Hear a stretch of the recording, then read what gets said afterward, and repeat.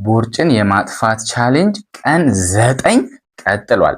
በምን በተመሳሳይ ሰዓት መብላት ወይም በቋሚ ሰዓት መብላት ምን ማለት ነው? ለምን ይጠቅመናል ካላችሁኝ 6 በጥናት የተረጋገጡ ምክንያቶችን እነግራችኋለሁ።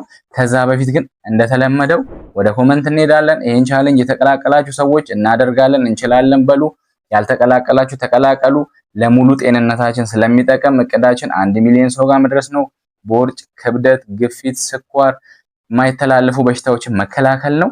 ወደ መልሱ ስንመለስ ከእናንተ የሚጠበቀው ግን ላይክ፣ ሼር፣ ፎሎ ማድረግ እንዲሁም ሪፖስት ማድረግ፣ ፕሮፋይል ላይ ገባችሁ ኮፒ ሊንክ ማድረግ ነው። ወደ መልሳችን ስንመጣ ሰውነታችን በተፈጥሮ ወይም በፊዚዮሎጂ ሰርካዲያን ሪትም ይባላል።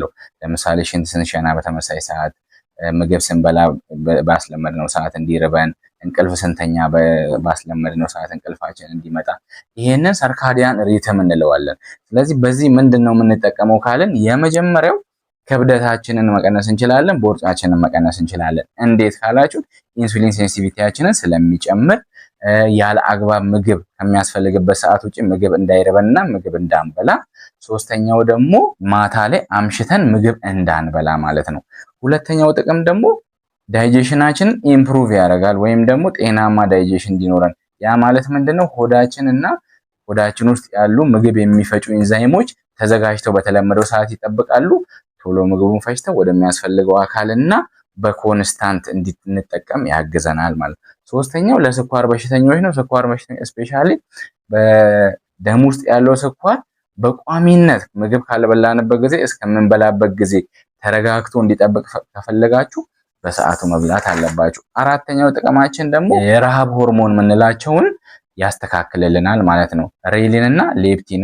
ሬሊን የረሃብ ነው፣ ሌፕቲን የጥጋብ ነው። ከሚያስፈልገው ሰዓት ውጪ ጥጋብ እንዲሰማን፣ በሚያስፈልገን ምግብ በሚመጣበት ሰዓት ደግሞ ረሃብ እንዲሰማን ያደርጋል ማለት።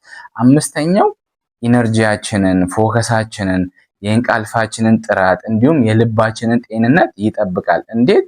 ስትረስ ሆርሞንን በመቀነስ ኮርቲሶልን፣ ኮሌስትሮልን በመቀነስ ግፊትን በመቀነስ እና ቋሚ የሆነ ኢነርጂ ወደ ጭንቅላታችን በመላክ ማለት ነው። የመጨረሻው ደግሞ ሜታቦሊዝማችን ኢምፕሩቭ ያደርግልናል ማለት ነው። ያን ደግሞ ምንድነው? በተፈጥሮ ምን እንላለን መሰላችሁ? የተፈጥሮ የሜታቦሊዝም መድኃኒት በቋሚነት መብላት ነው ይባላል።